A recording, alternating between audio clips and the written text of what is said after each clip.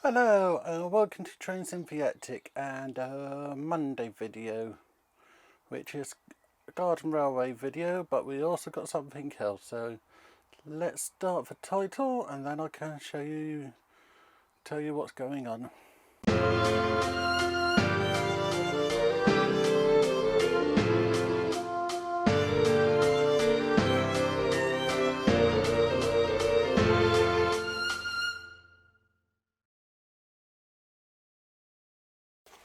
So I received this box. We're going to do a quick unboxing, and then we're going to come back down here and start to think about the electronics for the layout. This is a parcel I've been waiting for a long time. I ordered it at Worley, and I knew that it was a pre-order, so it was going to take me a long time to receive it. It's from Tech, and it's something groundbreaking in my opinion. So let's open this up and see what's in it. This is a main thing to show off. This is a relay unit. I'll show you this in a second. Also received a really nice apology letter, which they didn't need to do. I also received this kit to make up for the weight, which they really didn't need to do. They're amazing. I love the people at Tech. They're an amazing group of people, and I understood I was going to have to wait for the product, so they never needed to send this out. So Tech, you're the best. Then last of all, the last item from last year's Christmas draw is this Tech multi-gauge tester. Tim Reed, if you want to contact me, I'll get this sent to you when I'm allowed to go to a shop with a post office, so I'll keep this safe for you for the time being. But let's look at the relay unit. You have one of the instruction sets, and this is just an amazing little unit. This gives you so many possibilities. So what you got is two relays, DC/DCC input. I'll be using the DCC. Two lots of inputs from the Tech control system, for sensor system, and then outputs. I'm going to be using this to turn on two lots of lights in the railway. So you see me installing lights on the platform. This will be controlling it and giving me two lots of controls.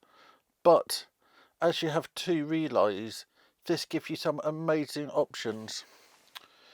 You can use this for analog shunter unit. So having the sensors connected to this, you then have track coming out from the two commons. Then you have the opposite wires each side, so that would be blue black, that would be black blue. So that would mean when a train trigger a sensor at one way, the power will switch to go to the other way, which would be quite an amazing thing. Or another way to use it is you can get soft stop at stations. So when this get triggered again, you can have it put in diodes in. I can't remember the name of it, but they explain it all in the amazing instruction manual. The instruction manual is so good I could give it to Mum to read. So they explain all the different ways to use it. And this is the amazing one for ABC system, so you can use it for controlling trains using your decoder, or you can use it to slow down the train. You do need an ABC unit, which is DCC unit, so this will apply certain currents. I never actually looked into how it works, but This is really good. So I need to have a full read of the instructions. For me, the bits I'll be using is a DCC in, and then a common on, or common, and just using 2 of those. This have a nice thick bit of foam on the back, which means you won't get any other wires coming out because relays have a habit of sticking through. This is an amazingly designed piece. Well done, Train Tech. This is just brilliant. I really love this. So what I need to do is go up into the attic and set it up. But well, yep, I'll go up into the attic and set this up, and then we can see what it does. I decided not to go up into the attic and to work on my desk instead. So, if you've been watching my life build, you recognise this building, and you'll know that it got 3 lights in it. I got the power from 2 here, so this is the live with a live there. Then I got the neutral in here. Then coming from these, I got the neutral. This one is on the normally closed. This one is on the normally open. As relays have 2 states, either normally open or normally closed. Then I have this unit connected up to the digital control system. First thing and most important thing is do not play with this. Do not set it up with any power going through the system. So what I'm going to do is set which switch I want this to be. So if I press the switch button, let's go to 111, as I don't think I have that in use anywhere on the layout. So you can see that that's now flashing. If I press that button there once, it starts flashing. So I'll send a throw command, and you can hear that clicked and clicked again. I'll just put the mic by it so you can hear. So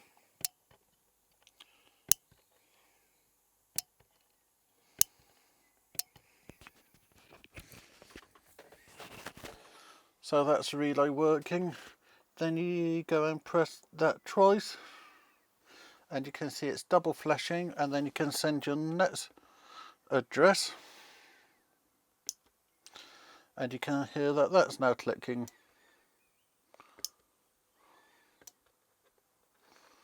So 112 and 111. So the last thing I'll do is connect the power to my final transformer, and then we can see this working. So give me 2 moments. So I got this connected to the back of this power supply. So I'll put that just there and power that on.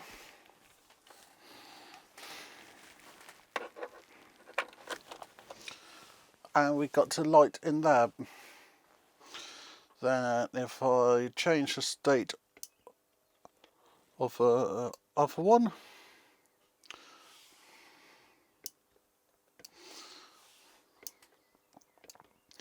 you can see the relays working. So that's now off and on.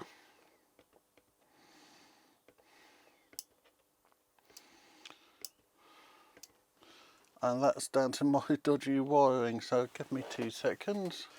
Just to try to demonstrate this better, I'll swap across to these 2 LEDs, as that will make it easier to see. So you can see I have these 2 on. If I change that one to the closed position, that's off. Then change the other one to the thrown position, that's off. So this is using the common to turn it. This is a great device. I strongly recommend getting one. Another safety point which I didn't point out is the back have a nice sponge on it, so that means it can be mounted anywhere within reason. So let's go and talk to me in the shed.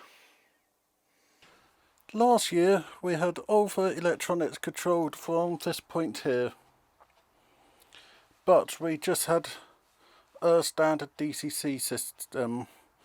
So we had our PS 2012, our DCS 100, DB 150 and our PR3. I know it doesn't look that good with the lighting, but then we had this box which took the power in here and distributed it to the reverse loop, a point motor and a power adjustment.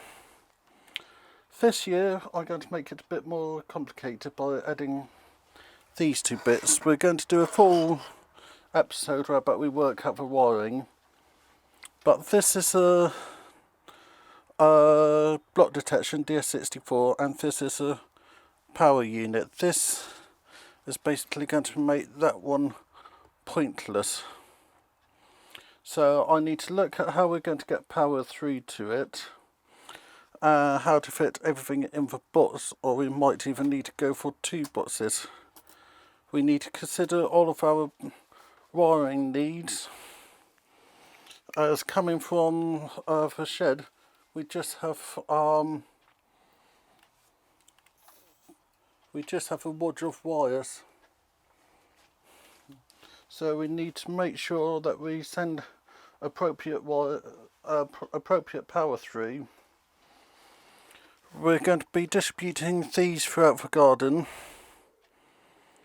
but we need to do a lot of thinking with the rest of the power.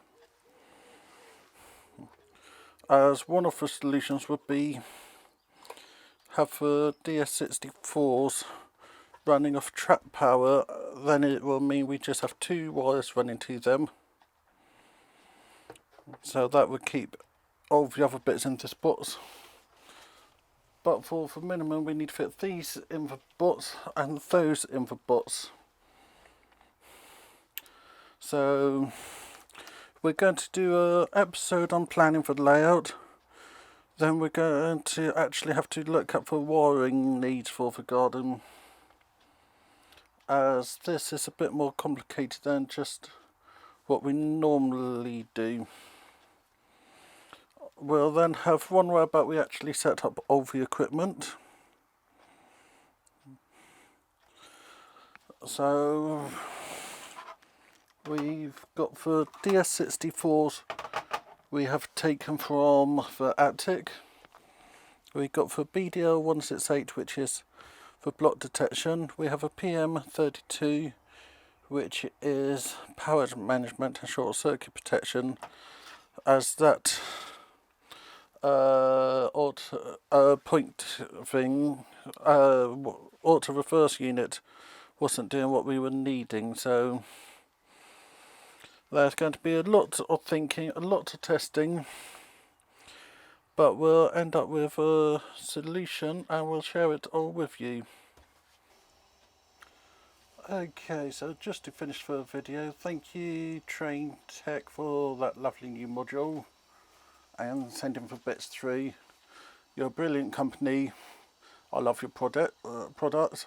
For more details, please see the description. We got a lot of work to do on the garden railway, but it gives us something to do over the summer. Also, I said I'll give you lots of clue for the pub quiz. One of the subjects going to be historic fairs which are still in use in the UK and where they are, so that should be a fun subject. So thank you for watching. Sorry about the lighting. Remember to like, subscribe and comment, and I'll see you all on see you all on Wednesday for our live stream where we carry on with the Sector and Carlisle goods shed. Thank you very much, Richard.